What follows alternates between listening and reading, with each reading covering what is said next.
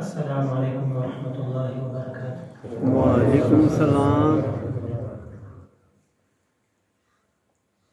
نحمده ونصلي على رسوله الكريم، أما بعد فأعوذ بالله من الشيطان الرجيم،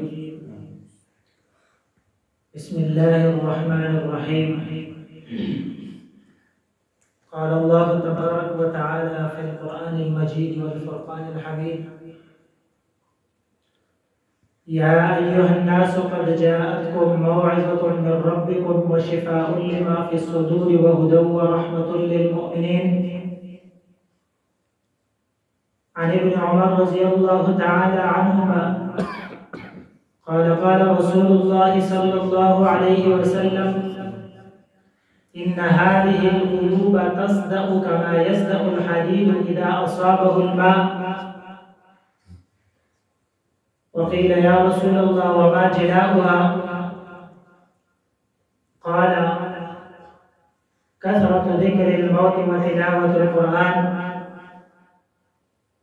وقال النبي صلى الله عليه وسلم: فضل كلام الله على سائر الكلام كفضل الله على خلقه، أو كما قال عليه الصلاة والسلام۔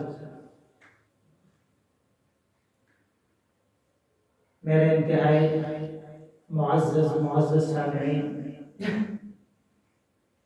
آپ حضرات کو معلوم ہے کہ ختم قرآن کا یہ سلسلہ اللہ تبارک و تعالیٰ کے فضل و کرم سے ہر مقام پر جاری ہے، اور اللہ تبارک و تعالیٰ نے بڑا فضل اور کرم اور احسان کیا کہ اللہ تبارک و تعالیٰ نے آپ لوگوں کو بھی یہ موقع نصیب کیا۔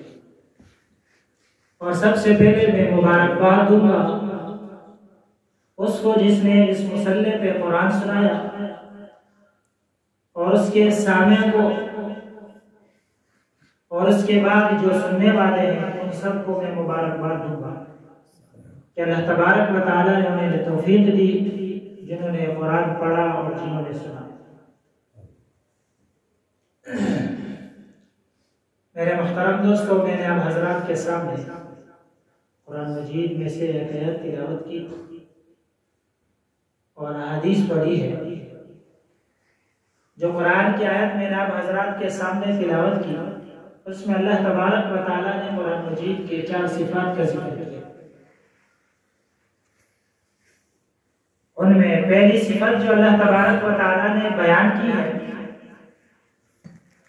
یا ایھا الناس قد جاءتکم موعظۃ من ربکم، اے لوگو تمہارے رب کی طرف سے تمہارے پاس ایک نصیحت آئی ہے۔ اور موعظہ اس نصیحت کو کہا جاتا ہے جو انسان کے دل کو اللہ کی طرف متوجہ کرے، جو انسان کے دل سے غفلت کے پردوں کو چاک کرے، جو انسان کے دل کو آخرت کی طرف متوجہ کرے، اس کو موعظہ حسنہ کہا جاتا ہے۔ اور قرآن کریم شروع سے لے کر آخر تک ایسا موعظہ حسنہ ہے، ایسا مبلغ بلیغ کلام ہے جس کی کوئی مثال نہیں۔ قرآن کریم کے اندر جہاں کہیں بھی وعدے کا ذکر ہے تو ساتھ میں وعید کا بھی ذکر ہے، جہاں قرآن کے اندر ثواب کا ذکر ہے تو عذاب کا بھی ذکر ہے، جہاں فلاح کا ذکر ہے تو وہاں ناکامی کا بھی ذکر ہے۔ تو ایسا ملا جلا تذکرہ قرآن کریم کے اندر موجود ہے۔ اگر ایک سنگ دل، ایک پتھر دل شخص بھی یہ قرآن عظیم اور قرآن کریم کو سنتا ہے تو اس کا دل منہ ہو جاتا ہے۔ سبحان اللہ۔ اگر ایک سیاہ دل شخص یہ قرآن مجید سنتا ہے تو اس کا دل نور سے منور ہو جاتا ہے۔ سبحان اللہ۔ حضرت عمر فاروق رضی اللہ تعالی عنہ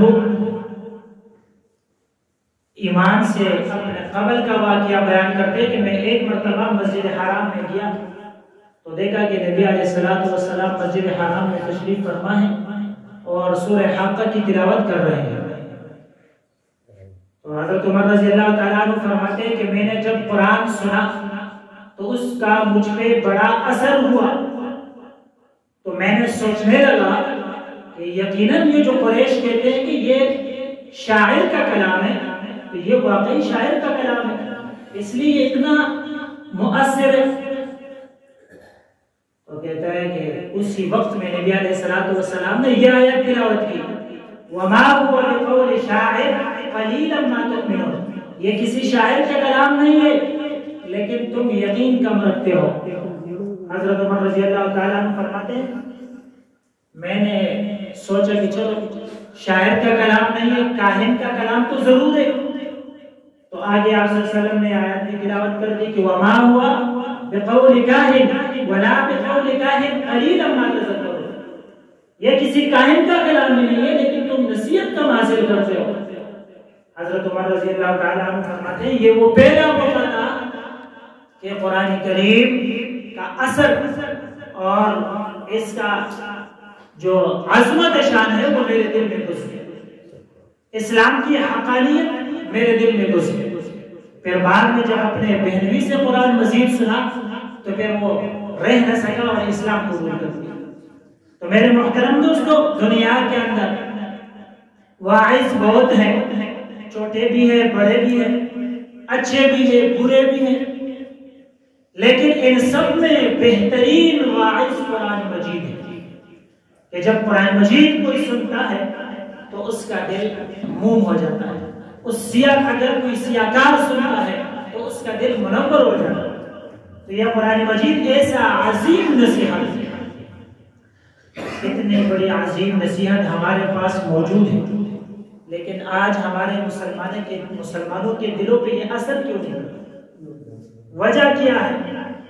نبی علیہ الصلوۃ والسلام نے فرمایا انسان کے دل کو بھی زنگ لگتا ہے، جس طرح لوہے کو زنگ لگتا ہے پانی لگنے کی وجہ سے، اسی طرح انسان کے دل کو بھی زنگ لگتا ہے گناہوں کی وجہ سے۔ جب انسان گناہ کرتا جاتا ہے تو اس کے دل پر غفلت کے پردے پڑتے ہیں، اس کے دل میں قساوت آتی ہے جس کی وجہ سے پھر وہ عبادت نہیں کر سکتا۔ اب انسان کے دل پہ یہ غفلت کے پردے پڑ گئے، اب یہ پردے کیسے آئیں گے تاکہ یہ ہمارا دل صاف ہو جائے، اور جب ہمارا دل صاف ہوگا تو پھر یہ نصیحت ہم پہ اثر بھی کرے گی۔ تو ہم نے اپنے دل سے اس غفلت کے پردوں کو دور کرنا ہے۔ اب یہ دور کیسے ہوگی؟ نبی علیہ الصلوۃ والسلام نے دو چیزیں ذکر کی کہ اگر کوئی شخص یہ دو کام کرے گا تو اس سے دل سے غفلت کے پردے دور ہو جائیں گے، اس کے دل سے غفلت کے پردے دور ہو جائیں گے۔ نمبر 1، موت کو کثرت سے یاد کرو۔ جب انسان موت کو کثرت سے یاد کرتا ہے تو پھر اس سے گناہ نہیں ہوتا، پھر اس سے اعمال میں ترقی ملتی ہے۔ پھر جب جو انسان موت کو یاد کرتا ہے، اپنے آخرت کو یاد کرتا ہے، تو پھر اس کے اعمال میں ترقی ہوتی ہے، پھر وہ گناہ کو چھوڑ دیتا ہے۔ اس لیے نبی علیہ الصلوۃ والسلام نے فرمایا کہ موت کو کثرت سے یاد کیا کرو، موت کو کثرت سے یاد کیا کرو۔ اس لیے ہمارے دلوں پہ جو پردے ہیں اب یہ ہٹیں گے، یہ پٹیں گے، اس سے موت کو یاد کرنے سے۔ اور یہ موت ایسی چیز ہے کہ آ کر رہے گی، کسی کو چھوڑے گی نہیں۔ آدم علیہ السلام کو اللہ تبارک و تعالیٰ نے 1000 سال زندگی دی۔ جب آدم علیہ السلام کے زندگی کے 960 سال گزر گئے، اسرائیل آئے، کہا اللہ کے پیغمبر تیاری کرو، میں لینے آیا ہوں۔ آدم علیہ السلام نے فرمایا ابھی تو میرے زندگی کے 40 سال باقی ہے۔ اسرائیل نے یاد دلایا کہ آپ تو اپنے زندگی کے 40 سال یحییٰ علیہ السلام کو دے رکھے۔ آدم علیہ السلام کو یاد ہے کہ ہاں میں نے اپنے زندگی کے 40 سال تو یحییٰ علیہ السلام کو دے رکھے۔ پھر اللہ سے درخواست کیا کہ اے اللہ اگر آپ مجھے بھی 1000 سال جینے دے، یحییٰ علیہ السلام کو بھی 100 سال پورے جینے دے، تو تیرے خزانوں میں کون سی کمی آئے گی؟ اللہ تبارک و تعالیٰ نے فرمایا میرے پیغمبر تو بھی 1000 سال جی لے، وہ بھی 100 سال جی لے، کوئی پرواہ نہیں ہے۔ آدم علیہ السلام نے عمر میں مہلت اس لیے نہیں مانگی کہ میں اپنے کاروبار کو وسعت دوں، میں بیویاں زیادہ کر لوں، شادیاں زیادہ کر لوں تاکہ میرے بچے زیادہ ہو جائے، میری پراپرٹی بن جائے، میرا جائیداد بڑھ جائے۔ اس لیے عمر میں زیادتی نہیں مانگی، بلکہ عمر میں زیادتی اس لیے مانگی کہ اللہ تبارک و تعالیٰ کی مزید عبادت کر سکوں، اللہ تبارک و تعالیٰ کو راضی کر سکوں۔ آج ہم بھی اگر اپنے عمر میں برکتیں مانگنا چاہتے ہیں، اپنی عمر میں اگر ہم برکتیں چاہتے ہیں تو اس لیے چاہے اور اس لیے مانگے کہ ہم اللہ کی مزید عبادت کریں، اللہ کو راضی کریں۔ نوح علیہ السلام کو اللہ تبارک و تعالیٰ نے 950 سال زندگی دی تھی۔ اسرائیل آئے، کہا اللہ کے پیغمبر تیاری کرو میں لینے آیا ہوں۔ جب اسرائیل آئے دیکھا اللہ کے پیغمبر ایک چپرے میں بیٹھے ہوئے ہیں۔ اسرائیل نے کہا او اللہ کے پیغمبر، اللہ نے آپ کو اتنی عمر دی تھی، کم از کم اپنے رہنے کے لیے گھر تو بنا لیا ہوتا۔ نوح علیہ السلام نے فرمایا او اسرائیل میں تو صبح ہوتی ہے تب بھی تیری راہ تکتا ہوں، جب شام سورج غروب ہوتی ہے تب بھی تیری راہ تکتا ہوں، تو نے آنے میں دیر کر دی، میں تو پہلے سے تیار بیٹھا ہوں۔ اسرائیل علیہ السلام نے فرمایا البتہ مجھے ایک بات کی اطلاع مل چکی ہے کہ آخر میں ایک ایسی امت بھی آنے والی ہے کہ ان کی زندگی 100 سال بھی نہیں ہوگی، لیکن وہ گھر ایسے بنائیں گے جیسے وہ مدت اس میں رہیں گے۔ نوح علیہ السلام نے فرمایا اللہ کی قسم اگر مجھے پتا ہوتا کہ میری زندگی 100 سال ہے تو میں تو اللہ کے سامنے سر بھی سجدے سے نہیں اٹھاتا کہ 100 سال بھی کوئی عمر ہے۔ سبحان اللہ۔ آج ہم 60-70 سال کی زندگی پا کر کتنی غفلت میں ہو گئے، کتنی نافرمانیوں میں لگ گئے، دنیا کی محبت میں لگ گئے، اللہ کو بلا دیا، موت کو بلا دیا، آخرت کو بلا دیا۔ ہم نے مرنا نہیں ہے، اللہ کے پاس نہیں جانا ہے۔ سلیمان علیہ السلام کے پاس اسرائیل آئے، کہا اللہ کے پیغمبر تیاری کرو میں لینے آیا ہوں۔ سلیمان علیہ السلام نے فرمایا میں اللہ کا گھر بنوا رہا ہوں، اللہ سے کہو مجھے اتنی مہلت دے دے کہ میں اللہ کا گھر بنوا سکوں۔ اللہ نے فرمایا میرے سلیمان، میرے پیغمبر، تو نے ایسے بادشاہی مانگی تو میں نے آپ کو بادشاہی دے دی، تو نے ایسے بادشاہی مانگی جو کسی کو نہ ملی ہو، میں نے ایسے بادشاہی آپ کو دے دی۔ اب اگر تو ایک دن کی بھی مہلت چاہتا ہے، ایک دن کی مہلت بھی تجھے نہیں ملے گی۔ جب اللہ کے برگزیدہ لوگ اس دنیا میں نہیں رہے، وہ چلے گئے، تو ہم اور آپ کون ہیں؟ ہم بھی یہاں سے چلے جائیں گے، لیکن اس جانے سے پہلے ہم آخرت کے لیے تیاری کریں، اپنے زندگی کو بنا لیں۔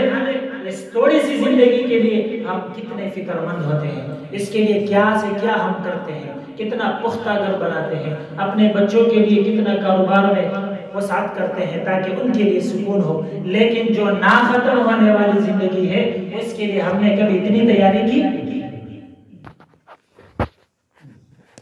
تو میرے محترم دوستو، نبی علیہ السلام نے فرمایا جو ہمارے دلوں پہ قساوت اور غفلت کے پردے ہیں یہ ہٹیں گے کس سے؟ موت سے۔ جب انسان موت کو یاد کرتا ہے تو یہ غفلت کے پردے ہمارے دلوں سے چاک ہو جائیں گے، جس کی وجہ سے یہ قرآن کریم کی نصیحت ہم پہ اثر کرے۔ اور دوسرے نمبر پر نبی علیہ السلام نے فرمایا کہ کثرت تلاوت کیا کرو، کثرت تلاوت کیا کرو، اس سے ہمارے دلوں کے جو غفلت کے پردے ہیں نا یہ دور ہو جاتے ہیں۔ یہ قرآن کریم بڑی عظیم کتاب ہے، اس کا تلاوت بھی بڑا عظیم ہے۔ جب انسان قرآن کریم کو پڑھتا ہے نا اس کا بڑا اثر ہے۔ مسلمان تو یہ تو کافر پہ بھی اثر کرتا ہے، ایک غیر مسلم جب اس کو پڑھتا ہے اس پہ بھی اثر کرتا ہے۔ نبی علیہ السلام کے مدینہ ہجرت کرنے کے بعد چند سال گزرنے کے بعد حبشہ سے ایک جماعت آئی 70 آدمیوں پہ مشتمل، نبی علیہ السلام کی خدمت میں حاضر ہو گئی۔ نبی علیہ السلام نے ان کے سامنے سورہ یاسین کی تلاوت کی، اور جب انہوں نے یہ سورہ یاسین کی تلاوت سنی تو بے اختیار وہ رو پڑے، ان کی آنکھوں سے آنسو جاری ہو گئے اور ان کی زبان پہ ربنا آمنا جاری۔ اور دیکھو میرے محترم دوستو کہ انہوں نے جب قرآن سنا تو اللہ نے ان کو ایمان کے دولت سے مالا مال کر دیا۔ آپ صلی اللہ علیہ وسلم کے بعثت سے پہلے جنات آسمانوں پہ جایا کرتے ہیں، وہاں کی خبریں سن کے نیچے لے کر آتے نجومیوں کے پاس۔ ایک مرتبہ ایسا ہوا جب یہ جنات آسمانوں میں گئے تو اوپر ان کو نہیں چھوڑا گیا، دروازے بند کر دیے گئے۔ اب یہ سمجھ گئے کہ ضرور کوئی بڑا معاملہ ہو گیا، اس لیے تو ہمیں اوپر جانا نہیں دے رہے، اس لیے پیرا سخت ہو گیا ہے، ضرور کچھ ہو گیا ہے۔ جنات نے آپس میں مشورہ کیا، ایسا کرو مشرق اور مغرب میں پھیل جاؤ، پتہ کرو کیا ہو گیا ہے۔ سارے جنات مشرق اور مغرب کی طرف چلے گئے۔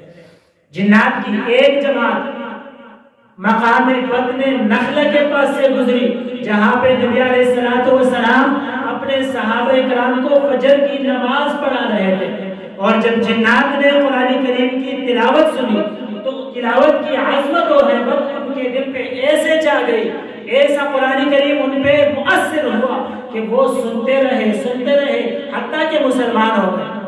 سبحان اللہ۔ اور جب یہ جنات اپنے قوم کے پاس گئے تو ان سے کیا کیا؟ ان سے کہا اِنَّا سَمِعْنَا قُرْآنًا عَجَبًا يَهْدِي إِلَى الرُّشْدِ فَآمَنَّا بِهِ وَلَن نُشْرِكَ بِرَبِّنَا أَحَدًا۔ ہم نے ایک ایسا کلام سنائے کہ بڑا عجیب کلام ہے، جس کو سن کر ہم بھی ایمان لا چکے ہیں، اور اب ہم اپنے رب کے ساتھ کسی کو بھی شریک نہیں کریں گے۔ سبحان اللہ۔ یہ قرآن کا اثر ہے کہ جنات پہ بھی اثر ہے تو انسانوں پہ بھی اثر ہے۔ لیکن آج مسلمان ہے جس پہ قرآن اثر نہیں کرتا۔ میرے محترم دوستو، میں ایک مثال دیتا ہوں کہ آج کے مسلمان اور پہلے والے مسلمان میں کیا فرق ہے۔ فرق یہ تھا کہ پہلے والے مسلمانوں کے اندر قرآن کریم کا روح موجود تھا، اور آج ہمارے اندر قرآن مجید کا روح نہیں ہے۔ اور میں مثال دیتا ہوں، اس مسلمان قوم کی مثال اس گیند کی طرح ہے جس گیند کے اندر ہوا بھری ہو۔ اس گیند کو اگر آپ زمین پہ ماریں گے تو وہ کہاں جائے گا؟ جب گیند کو آپ زمین پہ ماریں گے تو وہ کہاں جاتا ہے؟ اوپر کو اٹھتا ہے۔ گیند جس میں ہوا ہو وہ کیا ہوتا ہے؟ اوپر کو اٹھتا ہے۔ پہلے والے مسلمان اس بوجھ کی طرح تھے، ان کے اندر ایمانی اور قرآنی طاقت تھی، ان سے کوئی لڑ نہیں سکتا تھا۔ انہیں اگر کوئی چھیڑتا تو ان کو پتا ہوتا کہ اب ہماری خیر نہیں۔ ہمت ہی نہیں طوفانوں میں جو جذبات کو ہمارے چھین سکے، جتنا ہم سے الجھو گے ہم اور مچلنے والے ہیں۔ اور آج ہماری مثال اس گیند کی طرح ہے جس گیند میں ہوا نہ ہو۔ اب اس گیند کو زمین پہ ماریں گے تو وہ اٹھے گا، وہ اپنی جگہ پہ ہی پڑا رہے گا۔ آج کے مسلمان کا مثال اس گیند کی طرح ہے، گیند کے اندر ہوا نہیں ہے، ایمان قرآنی روح وہ نہیں ہے۔ اس لیے آج مسلمان ایک مردے قوم کی طرح ہے، اور اس لیے ہر جگہ پہ مسلمان ایک مظلومیت کا شکار ہے۔ جو کافر چاہتے ہیں ہمارے ساتھ کرتے ہیں، تو کوئی یہاں ہمیں پہنتا ہے تو کوئی وہاں پہنتا ہے، جو چاہے ہم پر جتنا چاہے جیسا چاہے ظلم کرتا ہے۔ اس لیے کہ ہم ایک مردہ قوم ہے، اور مردہ قوم کے ساتھ یہی ہونا چاہیے۔ مردے کو انسان کیا کرتا ہے؟ زمین کے اندر دفناتا ہے، اس کا اور تو کوئی کام نہیں ہے۔ اس لیے اگر ہم مسلمان اپنے اندر اس قرآن کے روح کو واپس نہیں لائیں گے تب تک ہم زندہ قوم نہیں بن سکتے، تب تک ہمیں کامیابی نہیں مل سکتی جب تک ہم قرآن کریم کے روح کو اپنے دلوں کے اندر نہیں رکھتے۔ تو نبی علیہ السلام نے فرمایا یہ جو ہمارے دلوں میں غفلت کے پردے ہیں یہ کس سے آئیں گے؟ دو چیزوں سے، جب ہم موت کو کثرت سے یاد کریں گے اور جب ہم تلاوت کلام پاک کثرت سے کریں گے تو اللہ تبارک و تعالی یہ غفلت کے پردے ہمارے دلوں سے چاک کر دیں گے، جس کی وجہ سے پھر یہ قرآن کی نصیحت ہمیں فائدہ دے گی، یہ نصیحت ہم پہ اثر کرے گی۔ اور یہ قرآن عظیم ایسی عظیم کتاب ہے، ایسی عظیم کتاب ہے کہ اللہ تبارک و تعالی اس کے ایک ایک حرف پر انسان کو کتنا اجر و ثواب عطا فرماتا ہے۔ حدیث میں آتا ہے جب ایک شخص نماز کے اندر کھڑے ہو کر کے قرآن کریم کی تلاوت کرتا ہے تو اللہ تبارک و تعالی اس کو ایک حرف پر 100 نیکی عطا فرماتا ہے، اور جب کوئی شخص نماز میں بیٹھ کر قرآن کریم پڑھتا ہے اللہ تبارک و تعالی اس کو ایک حرف کے بدلے 50 نیکی عطا فرماتے ہیں، اور جو شخص باوضو ہو کر بغیر نماز کے پڑھتا ہے اللہ اس کو ایک حرف پر 25 نیکی عطا فرماتے ہیں، اور جو شخص بغیر وضو کے بھی پڑھے تب بھی اللہ اس کو 10 نیکی عطا فرماتے ہیں، اور جو شخص پڑھے نہیں صرف کسی سے سنے تب بھی اللہ اس کو ہر ایک حرف پر 1 نیکی عطا فرماتے ہیں۔ سبحان اللہ۔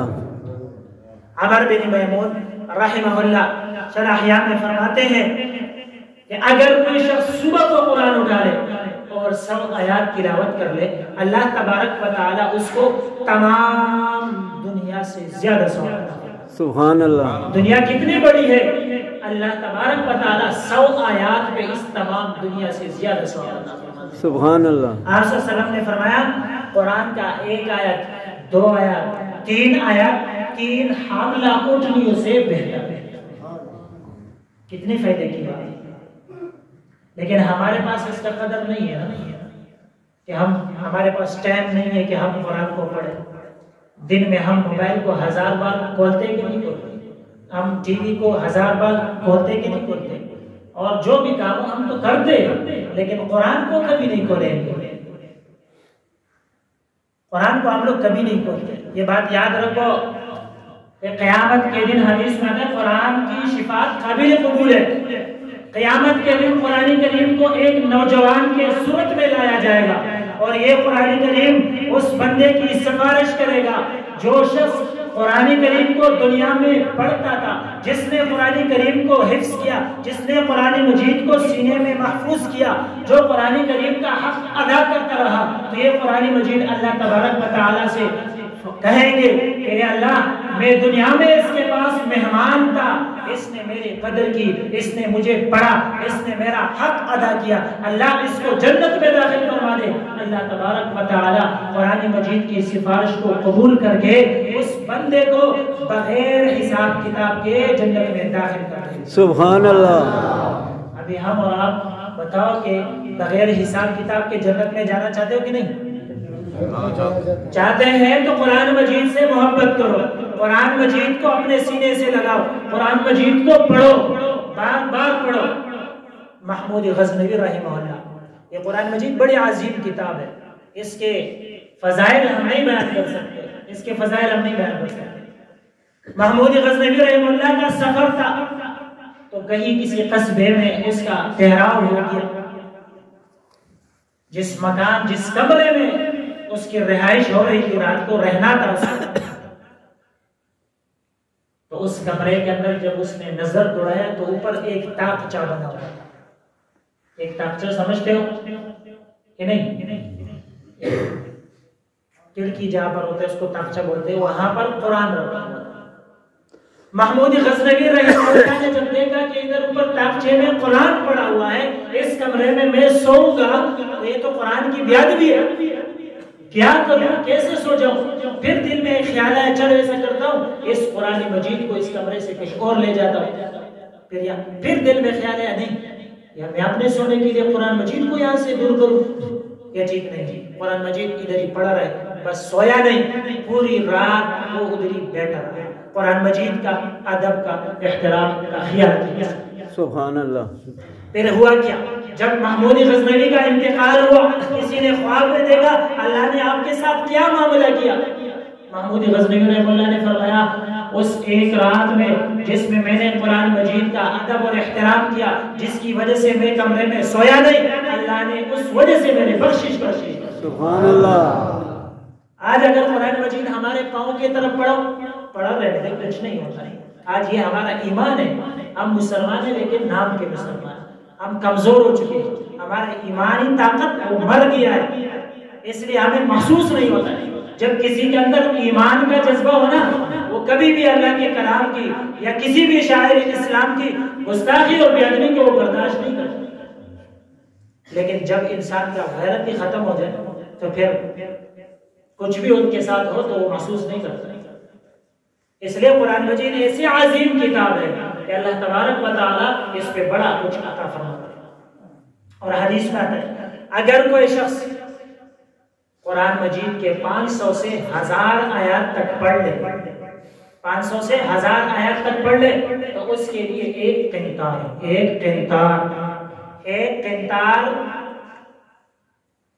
کے اندر 1,72,800 قیرات ہوتے ہیں، اور ایک قیرات کتنا ہوتا ہے؟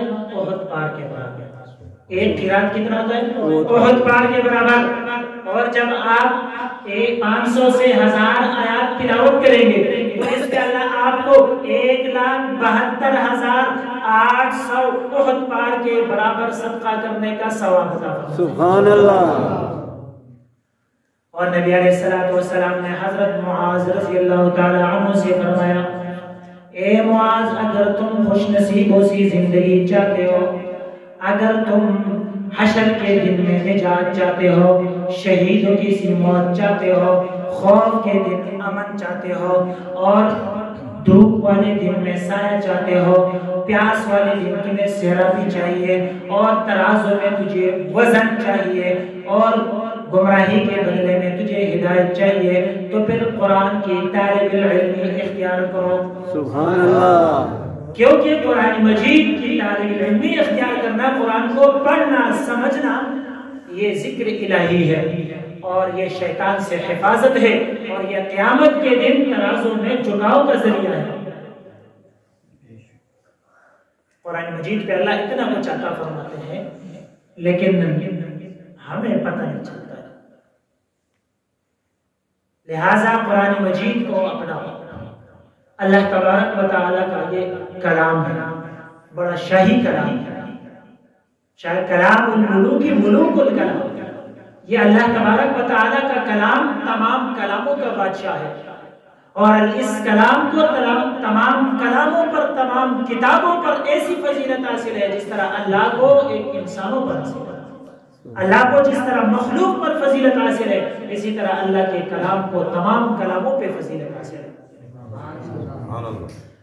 تو میرے محترم دوستو، یہ ایسا عظیم کتاب ہے، اللہ تبارک و تعالی اس کے ذریعے بڑا اجر عطا فرماتا ہے۔ حدیث میں نبی کریم صلی اللہ علیہ وسلم فرماتے ہیں لو جعل القرآن فی اہاب ثم القی فی النار ما احترق۔ نبی علیہ السلام فرماتے ہیں اگر قرآن مجید کو کسی چمڑے میں رکھ دیا جائے، پھر اس چمڑے کو آگ میں ڈال دیا جائے تو آگ اس چمڑے کو نہیں جلائے۔ محدثین نے اس کی 2 تشریح کی ہے۔ ایک تشریح یہ ہے کہ اگر اس چمڑے سے مراد عام چمڑا مراد لے لے، جس بھی چیز کا ہو، تو اس صورت کے اندر پھر یہ خاص ہے نبی علیہ السلام کے دور کے ساتھ، کہ جس بھی چمڑے میں آپ قرآن رکھتے اور اس کو آگ میں ڈالتے تو آپ اس کو نہ جلاتے۔ دوسری تشریح یہ ہے کہ اگر قرآن مجید کو انسان کے چمڑے میں رکھ دیا جائے، انسان اس کو اپنے سینے میں محفوظ کر لے، تو یہ آگ اس چمڑے کو نہیں جلائے۔ سبحان اللہ۔ اگر کسی وجہ سے ایک انسان جہنم کے اندر چلا بھی گیا تو جہنم کی آگ اس کے چمڑے کو نہیں جلائے۔ سبحان اللہ۔ یہ قرآن مجید کی شان ہے۔ تو جب انسان اس کے ساتھ محبت کرتا ہے، اس کو پڑھتا ہے، تو پھر یہ بھی انسان کو چھوڑتا نہیں، انسان کے ساتھ چمٹا رہتا ہے۔ قبر میں بھی تمہیں کام دے گا، حشر کے میدان میں بھی تمہیں کام دے گا، حتیٰ کہ تمہیں جنت میں داخل کر دے۔ ہندوستان کے اندر ایک لڑکا اور لڑکی دونوں کا آپس میں تعلق تھا، لڑکی ہندو تھی اور لڑکا مسلمان تھا۔ اس مسلمان لڑکے نے اس لڑکی کو آہستہ آہستہ مسلمان بنایا، مسلمان بنانے کے بعد پھر اس کو قرآن سکھایا، آہستہ آہستہ اس کو قرآن سکھایا، قرآن اس نے پڑھا، یہاں تک کہ اس نے اس کو حفظ قرآن کرا دیا۔ سبحان اللہ۔ اس لڑکی نے حفظ قرآن مکمل کیا۔ ظاہر بات ہے لڑکی ہندو تھی، چپ کے گھر میں پڑھتی تھی، اپنے ساتھ قرآن کمرے میں چپ کے اس میں رکھا ہوا تھا، گھر میں لڑکی کے لیے رشتے بھی آتے تھے، لیکن یہ لڑکی رشتوں کو ٹکراتی تھی۔ کیوں؟ یہ بہانہ بناتی کہ بھائی ابھی تو میں پڑھ رہی ہوں، ابھی تو میں چھوٹی ہوں، لہٰذا ابھی میرا شادی نہ کرو۔ اور بیچ میں بات کچھ اور تھی کہ وہ مسلمان ہو گئی تھی، ماں باپ کا اس کا رشتہ ہندو کے ساتھ کرا تھا۔ تو خیر کچھ عرصہ گزرنے کے بعد یہ لڑکی انتقال کر گئی۔ انتقال ہونے کے بعد وہ تو ہندو تھے، ان کا طریقہ کار تو یہ ہے کہ وہ مردوں کو جلاتے ہیں۔ انہوں نے اس لڑکی کو لے کر اپنے اس مخصوص جگہ میں لے کر گیا اور لڑکی کو نیچے لٹایا، اس کے اوپر لکڑیاں رکھی اوپر نیچے دونوں، اور پھر اس کو آگ لگایا، سارا کا سارا لکڑیاں جل گئی۔ لیکن جب انہوں نے دیکھا تو وہ لڑکی صحیح سالم پڑی، وہ حیران ہو گئے کہ یہ کیا ماجرا ہے، یہ لڑکی جلی کیوں نہیں؟ انہوں نے چھان بین شروع کی تو لڑکی کے کمرے کا جب تلاشی دیا تو لڑکی کے کمرے کے اندر سے قرآن نکلا۔